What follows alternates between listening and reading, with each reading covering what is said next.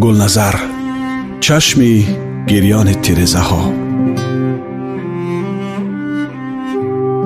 من و بازار سالهای طولانی همسایه بودیم و در ایام همکاریمان در اداره ماهنامه صدای شرق در یک اتاق می نشستیم. وی طبیعتاً آرام و کم گپ بود، ولی چشمان اندیشمند و همیشه محزونش گویا بیت خواجه حافظ را پیوسته تکرار می کرد: در اندرون من خسته دل ندانم کیست، که من خموشم و او در فغان و در غوغاست.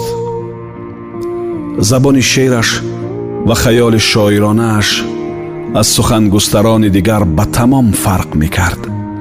چندی از او پیروی کردند و می کنند، اما کوشش‌هایشان بی‌برار مانده است. بازار در مکتب خود تنهاست.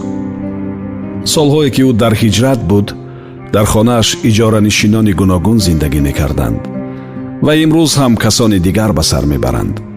هرگاه که در روی حولیمان سیر و گشت می کنم، همیشه امیدوارم که تیرزه ایوانش گشوده می شود. بازار نمودار می گردد، سیگار دستش را روشن می کند و خیال‌آمیز به قطارکوه‌های برف پوشی انزاب نظر می افکند. بهار سال 2000 بود. باران می بارید.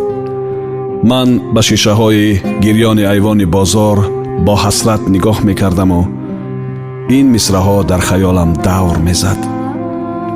این خانه که می گرید و می گریاند، درد و غم بیکسی عیان می داند.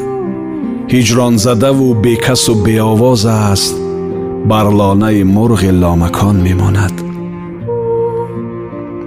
وقتی که بازار به دوشنبه آمد، به او گفتم: بیا مهمانی حولیمان شو، خانه‌ات را می بینی.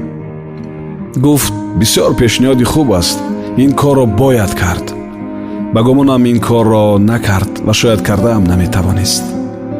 بار خاطره ها گرانیش می کرد. در این روزهای بارانی بهار باز به ایوان خانه‌اش می نگرم. چشم تیرزه هایش می گریند.